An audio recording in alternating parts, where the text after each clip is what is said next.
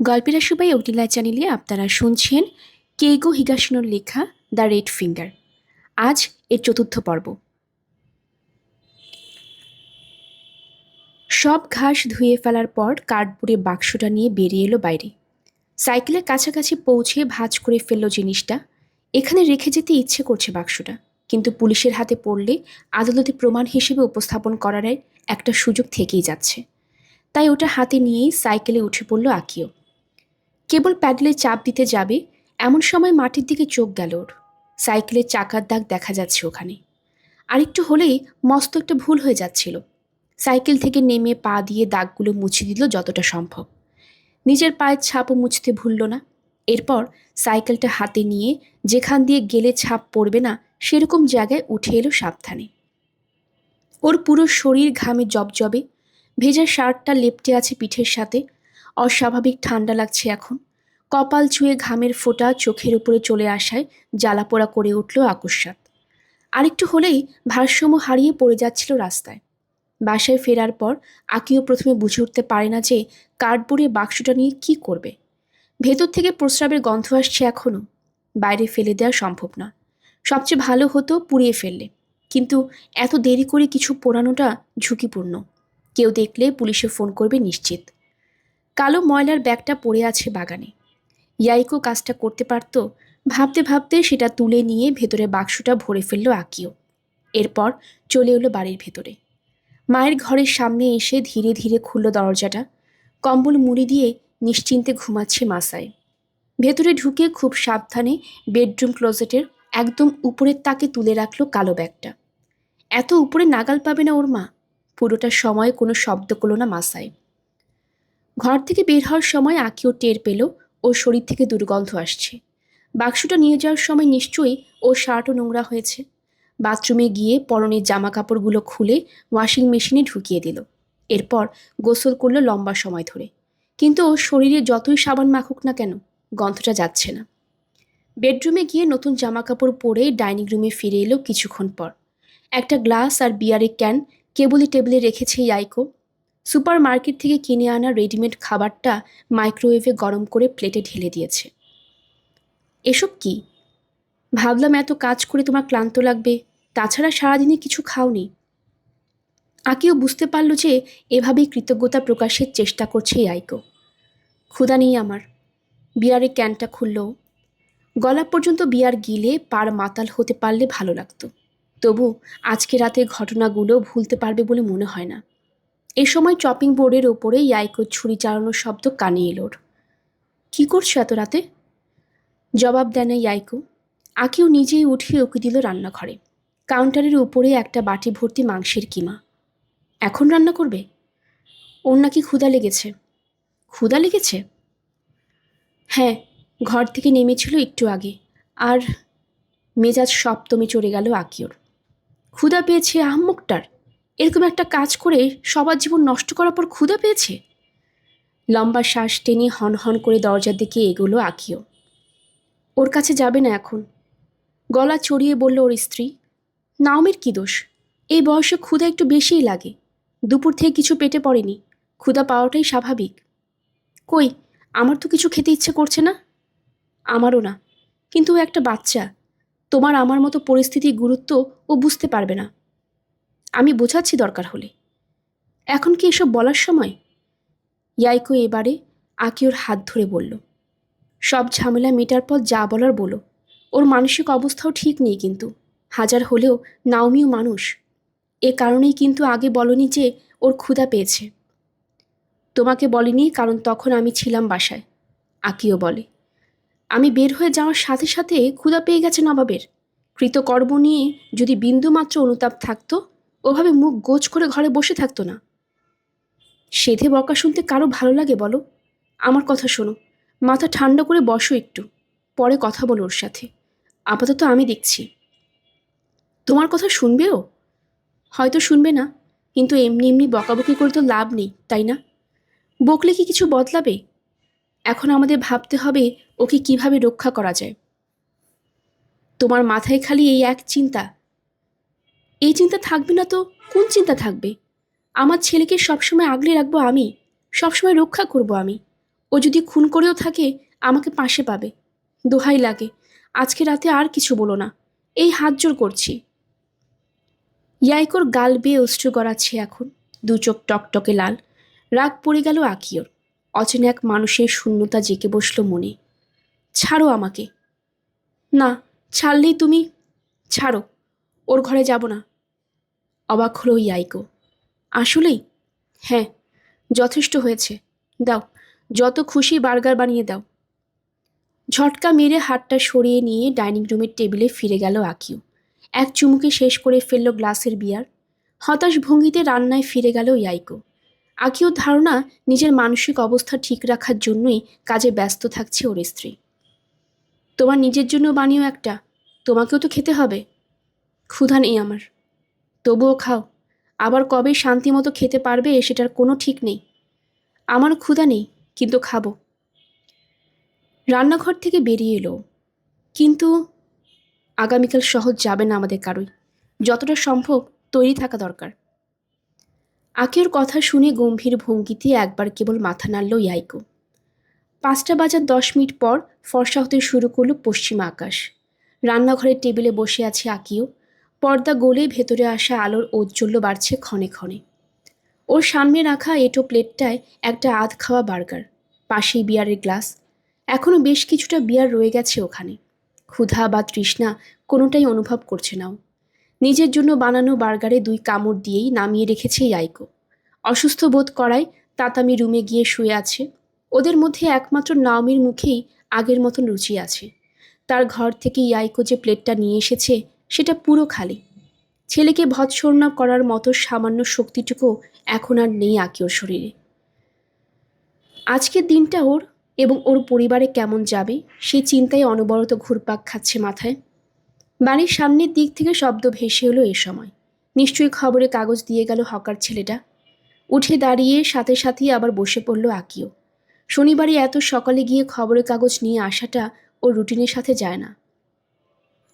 কারো চোখে পড়লে ভ্রুকুটির উদ্রেক ঘটবে। সাধারণত ছুটির দিনগুলোতে বেলা করে ওঠার অভ্যাস ওর। তাছাড়া প্রভাত সংস্করণে খবরের কাগজ ওর কোনো কাজে আসবে না। বাচ্চা মেয়েটার সম্পর্কে কোনো প্রতিবেদন যদি ছাপা হয় তাহলে সেটা পাওয়া যাবে সান্ধ্যকালীন সংস্করণে। ঘরের দরজা খুলে গেল এই সময়। চমকে উঠে ঘুরে তাকালো। ইয়াইকো এসেছে। কি হলো তোমার আবার? কিছু না, ভুলে গেছিলাম যে এই দরজাটা শব্দ করে। এই দরজাটা? বলে পাল্লাটা ধীরে ধীরে কয়েকবার সামনে পিছিয়ে করল ইয়াইকো। ওহ, এই শব্দের কথা বলছো? এটা তো নতুন না। আচ্ছা, কিন্তু আমি আগে খেয়াল করিনি। গত বছর থেকে এই অবস্থা। টেবিলের থালা বাসনগুলো দিকে তাকিয়ে বলল ইয়াইকো। আর কিছু খাবে? না, সরিয়ে ফেলো এসব প্লিজ। ইয়াইকো সব কিছু পরিষ্কার করতে ব্যস্ত হয়ে পড়ল। আবারও দরজাটার দিকে তাকালো আকিও। বাড়ির সার্বিক অবস্থা নিয়ে কখনোই কেন যেন মাথা ঘামায়নিও।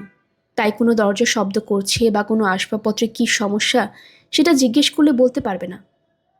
চারপাশে একবার নজর বুলালো, যেন প্রথমবারের মতো দেখছে সব কিছু। অথচ জীবনের লম্বা একটা সময় এখানেই কেটেছে আকিওর। লম্বা ফ্রেঞ্চ উইন্ডোটার সামনে ঠেকা থাকা একটা পুরনো তোয়ালে চোখে পড়ল ওর। মেয়েটাকে এখানেই মেরেছে ও, তাই না? কি বললে?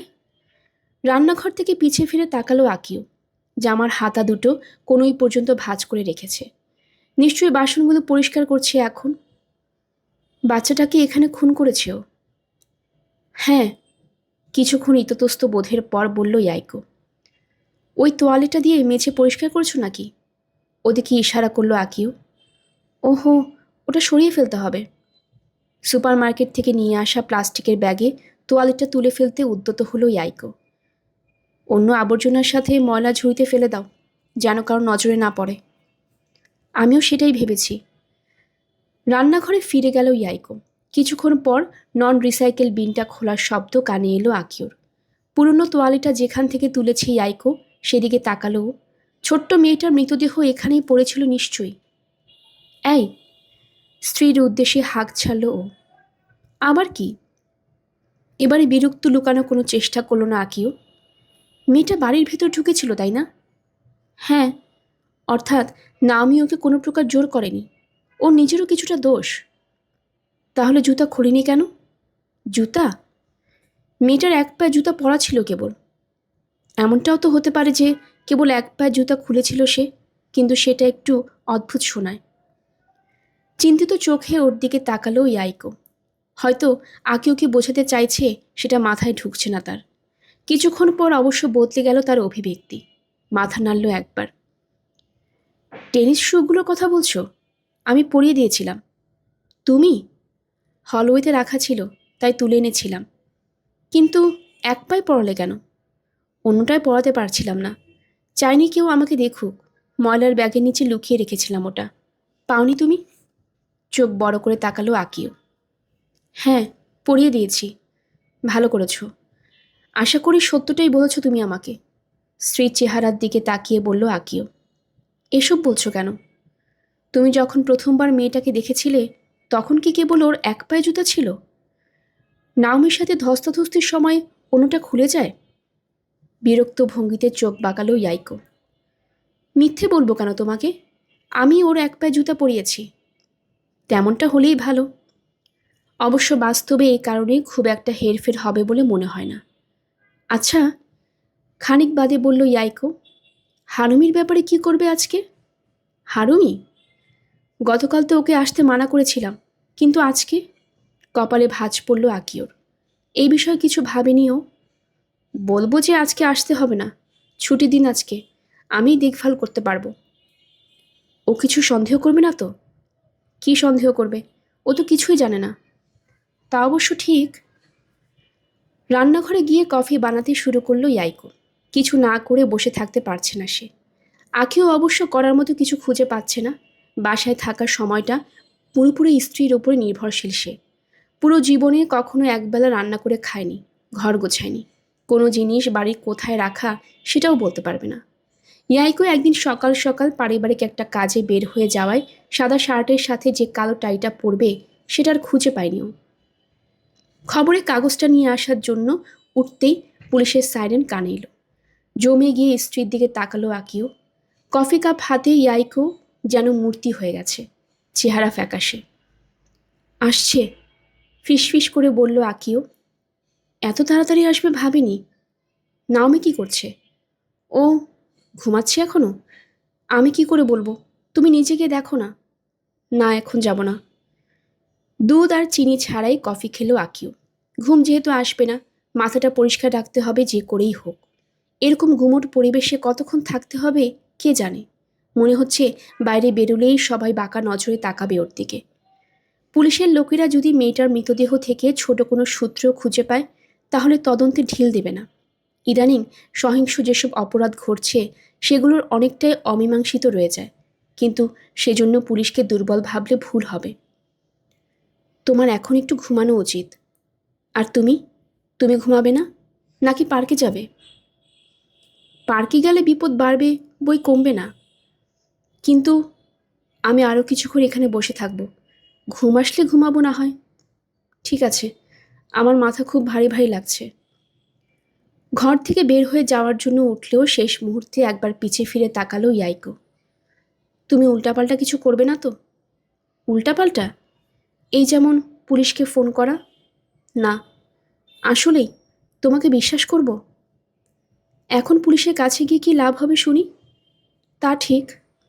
দীর্ঘশ্বাস ছেড়ে বেরিয়ে গেল ইয়াইকো।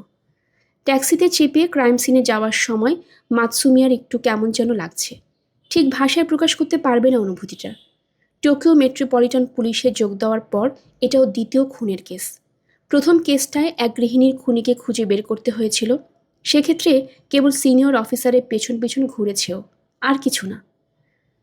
সকাল সকাল একটা বাচ্চা মেয়ে খুন হয়েছে শুনলে কেমন লাগে বলো? বয়স্ক কেউ তো হতে পারত। পাশে বসে থাকা সাকাগামি বলল, সবার জন্য কঠিন এই ব্যাপারটা হজম করা, বিশেষ করে মেয়েটার বাবা মার। তা তো বটেই, কিন্তু আমি আসলে বোঝাতে চাইছিলাম এই ধাঁচের কেসগুলো একটু জটিল প্রকৃতির হয়। ভিকটিম বয়স্ক কেউ হলে সহজে তার শত্রুদের চিহ্নিত করে তদন্ত শুরু করতে পারি আমরা। মোটিভ খুঁজে পেতেও খুব বেশি সময় লাগে না বেশিরভাগ ক্ষেত্রে। কিন্তু ভিকটিম একটা বাচ্চা হলে সেটা সম্ভব না। যদিও ওই এলাকায় এসব কুকর্মের জন্য পরিচিত কেউ থাকে, তাহলে আলাদা কথা। কোনো পুরনো শিকারী কাজ বলতে চাইছো? হতেও পারে, বলা যায় না। অথবা এমন কেউ হতে পারে যে হয়তো লম্বা সময় ধরে চোখে চোখে রেখেছিল মেয়েটাকে। যাই হোক না কেন, কাজটা যে করেছে তার মাথার ঠিক নেই। হয়তো তার পাগলামি স্বাভাবিক দৃষ্টিতে চোখে পড়বে না। বড়রা যেরকম কাউকে দেখলে ধারণা করতে পারে কিছু একটা ঠিক নেই, বাচ্চারা তো সেটা পারে না। ওদের ধোকা দেওয়া অনেক সহজ। সাকাগামির বয়স ৩৫ ছুঁই ছুঁই, কিন্তু টোকিও মেট্রোপলিটন পুলিশে প্রায় ১০ বছর ধরে আছে সে। এরকম কেসের অভিজ্ঞতা আগেও হয়েছে তার। নানিমা থানার ভেতরে পড়েছে জায়গাটা। ওদের ওখানে আবার নতুন এক ডিটেকটিভ এসেছে। যে কোনো রহস্য উদ্ঘাটনে তার আগ্রহের কোনো কমতি নেই। অতি উৎসাহী বলতে পারো। কথাটা শুনে প্রায় নিঃশব্দে লম্বা একটা শ্বাস ফেলল মাতসুমিয়া। ও যে এরকম গ্যাট হয়ে বসে আছে সেটার কারণ যে কেবলমাত্র অপরাধটা ধরন তা নয়। জায়গাটা নারিমা থানার অধীনে, এটা জানার পর থেকেই হৃৎপিণ্ডটা যেন গলার কাছে এসে লাফাচ্ছে। ওর খুব পরিচিত একজন চাকরি করে সেই থানায়। কিছুদিন আগে দেখে আসা তাকামাসার হলুদাব চেহারাটা ভেসে উঠল ওর মনের পর্দায়। এই নতুন তদন্তটার কাজ যে ওর ঘাড়ে এসে বর্তেছে, এটার পেছনে নিশ্চয়ই নিয়তির যোগসাজশ আছে। একটা উচ্চ মধ্যবিত্ত আবাসিক এলাকা দিয়ে যাচ্ছে এখন ট্যাক্সিটা। এখানকার অধিবাসীরা লম্বা সময় ধরে থাকছে একই রকম দেখতে বাড়িগুলোয়। কিছুটা সামনে মানুষের জটলা দেখা যাচ্ছে। বেশ কয়েকটা পুলিশের গাড়ি পার্ক করে রাখা আশপাশে। ইউনিফর্ম পরিহিত এক পুলিশ অফিসার গাড়ির গতিবিধি নিয়ন্ত্রণ করছে। এখানেই নামিয়ে দিন আমাদের, ড্রাইভারের উদ্দেশ্যে বলল সাকাগামী। ট্যাক্সি থেকে নেমে জটলার দিকে এগুলো দুজনে। গেটের কাছে দাঁড়ানো অফিসার স্যালুট জানালো ওদের। লোকজন সরিয়ে জায়গা করে দিল। মাতসুমিয়া জানে যে গিঙ্গো পার্কটার টয়লেটে পাওয়া গেছে মেয়েটার লাশ। তবে এটা এখনও জানা যায়নি যে তাকে ওখানেই খুন করা হয়েছে কিনা। কিন্তু এটা নিশ্চিত যে সহিংসতার শিকার মেয়েটা।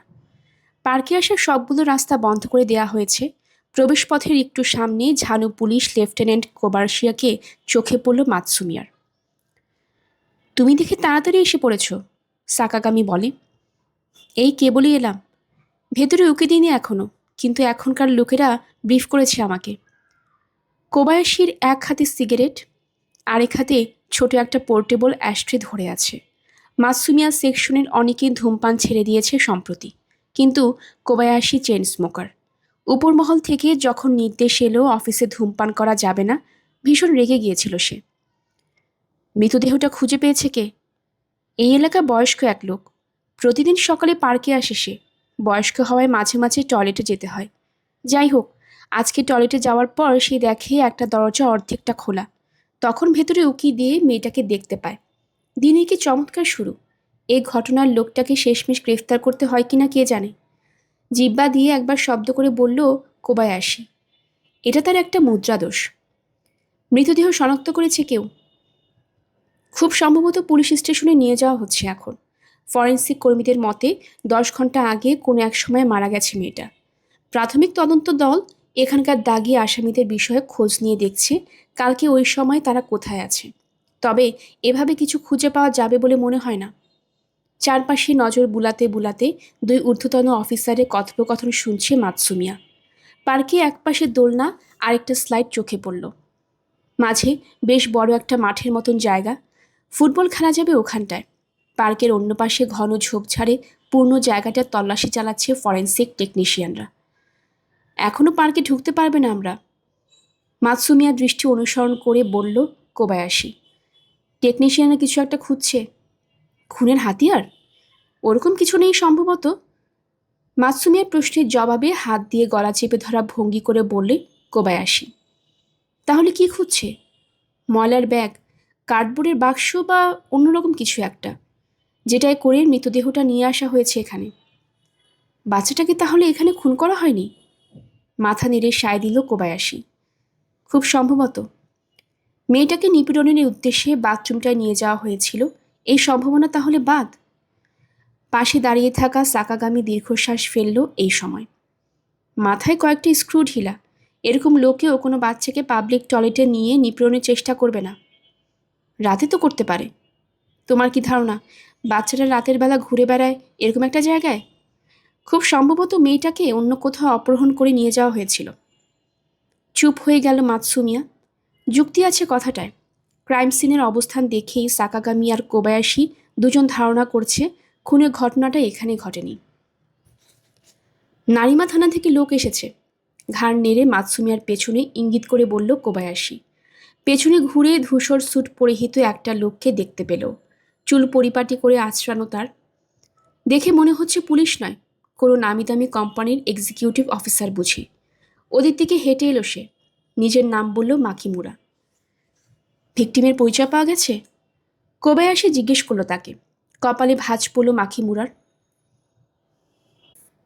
হ্যাঁ, পাওয়া গিয়েছে। ভিকটিমের মা এখন কথা বলার মতো অবস্থায় নেই, কিন্তু মেয়েটার বাবা বলেছে তদন্তে যে কোনো প্রকার সাহায্যের জন্য রাজি সে। শুনলাম গত রাতে নাকি থানায় রিপোর্ট করা হয়েছিল মেয়েটার ব্যাপারে।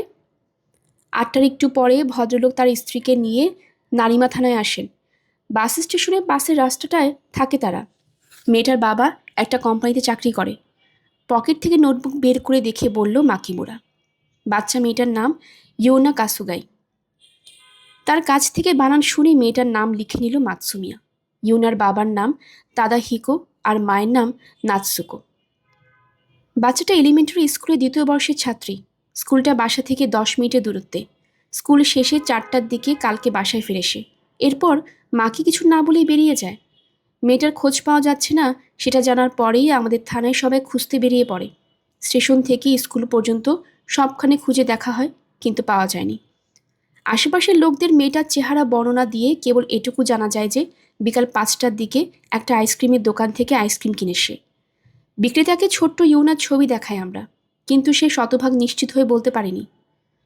আইসক্রিম? বিড়বিড় করে বলল কোবায়াশি। আইসক্রিম কেনার জন্য বাসা থেকে বেরিয়েছিল। কারো উদ্দেশ্যে প্রশ্নটা করেনি সে, তাই কেউ জবাব দিল না প্রথমে। হতে পারে, বেশ চটপটে স্বভাবের ছিল মেয়েটা। কিছু একটা করতে ইচ্ছে হলে করেই ছাড়তো নাকি। মাথা নাড়ল কোবায়াশি। ইউনার বাবা কি আমাদের সাথে কথা বলার জন্য তৈরি?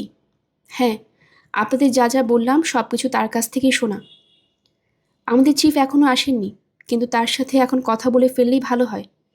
তোমরা দুজন আসো আমার সাথে। মাসুমিয়া আর সাকাগামির উদ্দেশ্যে বলল কোবায়াশি। খুনের কেসগুলো ক্ষেত্রে প্রাথমিক তদন্ত ও খোঁজখবর নেওয়ার দায়িত্বটা স্থানীয় থানার কর্মীদের ঘাড়েই বর্তায়, কিন্তু যে সকল কেসের তদন্তভার টোকিও মেট্রোপলিটন পুলিশের, সেসব ক্ষেত্রে প্রত্যক্ষদর্শী এবং সাক্ষীদের সাথে পুনরায় কথা বলে ওরা। ফলে ভিকটিমের পরিবারের লোকজনকে একই কথা কয়েকবার পুনরাবৃত্তি করতে হয়। নিজের প্রথম কেসেই বিষয়টা বুঝতে পারে মাতসুমিয়া। একটু অমানবিক লাগে ওর কাছে ব্যাপারটা, কিন্তু কিছু করার নেই, তদন্ত এভাবেই চলে। দোতলায় একটা বিল্ডিংয়ের নিচতলায় ওদের নিয়ে গেল মাকিমুরা। বিল্ডিংটার অবস্থা খুব একটা সুবিধার নয়। মালিক বিক্রির নোটিশ টাঙিয়ে রেখেছে বাইরে। ভাড়া দেওয়ার চাইতে বিক্রি করে দেওয়াটার তার জন্য বেশি লাভজনক খুব সম্ভবত। ভেতরে ঢুকতেই ছাতা পড়ে একটা গন্ধ নাকে এসে লাগলো। হালকা নীল রঙের একটা সোয়েটার পরে তাতামি রুমের মেঝেতে বসে আছে একটা লোক। মাথা নিচু করে রেখেছে। ওদের পদশব্দ নিশ্চয়ই কানে গেছে তার, কিন্তু মূর্তির মতন একদম স্থির সে। নড়াচড়ার সামান্যতম শক্তিটাও যেন হারিয়ে ফেলেছে। মিস্টার কাসুগাই? মাকিমুরা ডাক দেওয়ার পর মাথা তুলল সে। ফ্যাকাশে চেহারায় চোখ জোড়া কোটারাগত, কপালে বিন্দু বিন্দু শ্বেতকণা আলোয় চিকচিক করছে। টোকিও মেট্রোপলিটন পুলিশ ডিপার্টমেন্ট থেকে আমার সহকর্মীরা এসেছেন। প্রথমেই মাফ চেয়ে নিচ্ছি, কিন্তু পুরো ঘটনাটা তাদের কাছে আরেকবার বয়ান করতে হবে আপনাকে। শূন্য দৃষ্টিতে মাতসুমিয়া এবং তার সহকর্মীদের দিকে তাকালো কাসুগাই। এতক্ষণ কাঁদছিল সে। যতবার প্রয়োজন পড়ে বলতে রাজি আছি আমি। যা ঘটে গেছে সেজন্য আমাদের সমবেদনা জানাবেন। একবার বাউ করে বলল কোবায়াশি। ভিকটিমের বাবা মার সাথে কথা বলাটা গুরুত্বপূর্ণ, কারণ আমরা চাই যত দ্রুত সম্ভব অপরাধীকে গ্রেফতার করতে। কোত্থেকে শুরু করব? শ্রীয় কণ্ঠে জানতে চাইল কাসুগাই। কথা শুনে বোঝা যাচ্ছে ভেতরে ভেতরে শোকে নুবজ লোকটা। শুনেছি আপনারা গতকাল রাত 8টায় থানায় রিপোর্ট করতে গিয়েছিলেন ইউনার নিখোঁজ হবার ব্যাপারে, কিন্তু আপনারা ঠিক কখন বুঝতে পারলেন যে ও বাড়িতে নেই? আমার স্ত্রীর মতে 6টার আশেপাশে কোনো একটা সময়, রাতের খাবার রান্নার প্রস্তুতি নিচ্ছিল তখন। ইউনাকে ডাক দেয়, কিন্তু ঘর থেকে বের হয় না আমার মেয়ে। ওকে না জানিয়ে বাইরে বের হয়ে গেছে কখন যেন। অফিস থেকে ফেরার পথে ওর কাছ থেকে ফোন পাই, বলে ইউনা স্টেশনের কাছে থাকতে পারে। গত বছর এরকম একবার করেছিল ইউনা, আমার জন্য স্টেশনের কাছে এসে দাঁড়িয়েছিল। আমরা বকা দিলিয়ে বলছিলাম বলে এরকমটা আর কখনো না করতে। করেনিও। স্টেশনটা ইউনাদের বাসা থেকে ৮ ঘন্টা দূরত্বে। বাবাকে খুশি করার জন্য নিশ্চয়ই সেদিন একা একাই বাইরে বেরিয়েছিল ছোট্ট মেয়েটা, ভাবে মাতসুমিয়া। আপনার স্ত্রী তাহলে খুব একটা চিন্তিত ছিল না তখন? না না, ছিল। আমারও চিন্তিত হচ্ছিল, কিন্তু ও একা স্টেশনে আসতে চাইছিল না, কারণ ইউনা যদি বাসায় ফিরে কাউকে না দেখে তাহলে ভয় পাবে। কাসুগাইয়ের কথা শুনে মাতসুমিয়া বুঝতে পারল ইউনা বাবা মায়ের একমাত্র সন্তান। আমি 6:30 নাগাদ বাসায় পৌঁছি। ইউনা তখনও ফেরেনি। এবারে দুশ্চিন্তা একদম জেঁকে বসে মাথায়। বাসায় চাবি প্রতিবেশীদের কাছে রেখে ইউনার মাকে নিয়ে খুঁজতে বের হই। স্টেশনের কাছে গিয়ে সবাইকে ইউনার ছবি দেখে জিজ্ঞেস করি ওকে চোখে পড়েছে কিনা। স্টেশন বাদেও অন্য সব জায়গা খোঁজ নিয়েছি, এখানেও এসেছিলাম, কিন্তু টয়লেটগুলোর কথা মাথায় আসেনি। কেঁপে উঠল কাসুগার কণ্ঠ। নোটবুকে তথ্যগুলো টুকে নেওয়ার সময় মাসুমিয়া চেষ্টা করছে যেন লোকটার দিকে না তাকাতে হয়। তার মনের অবস্থা বোঝার জন্য কাউকে গণক হতে হবে না। নোটবুকের পাতা উল্টাবে, এই সময় একটা ক্ষীণ শব্দ কানে আসায় মাথা তুলল মাতসুমিয়া। পার্টিশনের অন্য পাশ থেকে এসেছে শব্দটা। আমার স্ত্রী, নিচু স্বরে বলল কাসুগাই। ওহ, কিছুটা অবাক হয়েছে মাতসুমিয়া। পেছনের ঘরে শুয়ে আছে ও। শব্দটা আবারও শুনতে পেল ওরা। কাছে ইউনার মা। এবারে বুঝতে পারল মাতসুমিয়া, কিন্তু লম্বা সময় ধরে কান্নার কারণে এখন আর কোনো শব্দ বেরোচ্ছে না ভদ্রমহিলার গলা দিয়ে। পিন পত নীরবতা নেমে এলো ঘরটায়। মাতসুমিয়ার ইচ্ছে করছে ছুটে পালাতে। মাইহারাদের বাসায় কলিং বেলটা যখন বাজল তখন সকাল 10টা। সেই সময় বাথরুমে ছিল আকিও। দ্রুত হাত ধুয়ে বাইরে বেরিয়ে এসে দেখল ইন্টারকমের রিসিভার কানে চেপে রেখেছে ইয়াইকো। জি, আপনারা চাইলে আসতে পারেন, কিন্তু আমরা কিছু জানি না। অপর প্রান্ত থেকে নিশ্চয়ই কোনো প্রশ্ন করা হয়েছে। ঠিক আছে। রিসিভার নামিয়ে রাখল সে। এসে পড়েছে। কে? পুলিশ। জলদগম্ভীর স্বরে জবাব দিল ইয়াইকো। আর কে? হৃদস্পন্দন দ্রুত হয়ে গেল আকিওর। অনেক আগে থেকে দুশ্চিন্তা হচ্ছিল ওর, কিন্তু স্ত্রীর মুখ থেকে কথাগুলো শুনে দুশ্চিন্তার মাত্রা বেড়ে গেছে বহুগুণে। হঠাৎ করে প্রচণ্ড গরম অনুভব করছে কেন যেন। আমাদের বাসায় এসেছে কেন? জানি না। দ্রুত গিয়ে দরজা খোলো, যাও, না হলে ওদের সন্দেহ হবে। মাথা নেড়ে জানিয়ে দেয় সদর দরজার দিকে এগোলো আকিও। লম্বা শ্বাস টানল কয়েকবার। বুকে ধরফরানি কমেনি। পুলিশের লোক যে আসবে তাতে এত বেশি অবাক হওয়ার কিছু নেই। মেয়েটাকে খুন করার আগে নাওমি কি করেছে সেই বিষয়ে কোনো ধারণা নেই আকিওর। হয়তো কেউ ওদের দুজনকে একসাথে দেখে ফেলেছিল। সেই ক্ষেত্রে কোনো একটা জুৎসই ব্যাখ্যা দিতে হবে ওকে। এখন আর কাহিনী বদলাবার কোনো সুযোগ নেই। কিন্তু পুলিশের লোকেরা যে ওর বাড়ির দরজায় দাঁড়িয়ে আছে, এটা ভাবতে পুরো শরীর ভয় এবং আশঙ্কায় কেঁপে উঠল ওর। বানিয়ে গল্প বলে এরকম পেশাদার তদন্ত কর্মকর্তাদের বোকা বানাতে পারবে বলে মনে হয় না। শেষ মুহূর্তে চোখ বন্ধ করে শ্বাস প্রশ্বাস যতটা সম্ভব স্বাভাবিক করল। ওর বুক ধরফর করলে কেউ টের পাবে না, কিন্তু হাঁপুড়ের মতন শ্বাস নিলে সেটা চোখে পড়বেই। সেক্ষেত্রে সন্দেহ করবে নিশ্চিত। কোনো সমস্যা হবে না আমার, নিজেকে প্রবোধ দিল আকিও। কোনো তথ্য খুঁজে পেয়ে এখানে এসেছে পুলিশের লোকরা এমন তো নয়। নিয়ম রক্ষা তদন্তের জন্য এসেছে। কোনো অপরাধ সংঘটিত হলে আশেপাশের সব বাড়িতে খোঁজ নেওয়া হয়। জিহ্বা দিয়ে ঠোঁট ভিজিয়ে দরজা খুলল। শনিবার সকালে এভাবে বিরক্ত করার জন্য দুঃখিত। পুলিশের লোকটা স্বাভাবিক ভঙ্গিতে কথা বলছে। কয়েক মিনিট সময় হবে আপনার? ভেতরে আসার অনুমতি চাইছে সে। নিশ্চয়ই, জবাব দিল আকিও। বাগানের দরজা দিয়ে ভেতরে ঢুকিয়ে আকিওর দিকে এগুলো পুলিশের লোকটা। কাছাকাছি এসে নিজের পরিচয়পত্র বের করে দেখালো পকেট থেকে।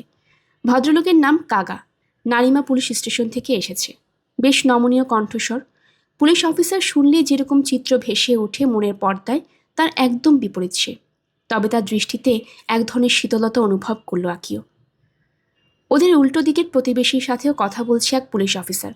আসলে এই এলাকায় খোঁজ খবর নিচ্ছে পুলিশের লোকেরা। কিছু হয়েছে নাকি? আকিও ঠিক করেছে এমনভাবে কথা বলবে যেন সে কিছু জানে না, আর ওর আসলে কিছু জানার কথা না। এখানকার গিঙ্গো পার্কটা চেনেন? কাগা জিজ্ঞেস করল। হ্যাঁ, কেন? সকালবেলা ওখান থেকে ছোট একটা মেয়ের মৃতদেহ উদ্ধার করেছি আমরা। ও আচ্ছা, আকিও বলে। পরক্ষণে গাল দেয় নিজেকে। আর একটু অবাক হওয়া উচিত ছিল ওর। ওকে দেখে মনে হচ্ছে না খবরটা শুনে বিস্মিত হয়েছে। আপনার কথা শুনে মনে পড়ল সকালবেলা পুলিশের গাড়ির সাইরেন কানে এসেছিল। এত সকালে বিরক্ত করার জন্য দুঃখিত, একবার মাথা নুইয়ে বলল পুলিশ অফিসার। কোনো সমস্যা নেই। মেয়েটা কোথাকার? ফোর্থ সেকশনে পরিবারের সাথে থাকতো। পকেট থেকে একটা ছবি বের করে বলল কাগা। ভিক্টির নাম বলার নিয়ম নেই খুব সম্ভবত। এই যে ছবিটা দেখুন। ছবিটা দেখে এবার দৃশ্য তো চমকালো আকিও। খুব সম্ভবত শীতকালে তোলা হয়েছিল ছবিটা, কারণ বাচ্চা মেয়েটার গলায় একটা স্কার্ফ পেঁচানো, মুখে মিষ্টি হাসি। ওর বিশ্বাসই হচ্ছে না যে ঠিক এই মেয়েটাকে গত রাতে একটা নোংরা টয়লেটে ওভাবে রেখে এসেছে ও। ঠিকমতো চেহারার দিকে তাকায় উনি একবার। কি আদুরে একটা মেয়ে, ভাবে আকিও। পা কাঁপছে ওর। ইচ্ছে করছে মাটিতে বসে গলা ছেড়ে কিছুক্ষণ চিৎকার করতে। উপরে ছুটে গিয়ে হারামজাদাটাকে কান ধরে টানতে টানতে নিচে নিয়ে আসতে পারলে ভালো লাগতো কিছুটা। গতকাল যা যা করেছে সব কিছু খুলে বলতে ইচ্ছে করছে পুলিশের লোকটাকে।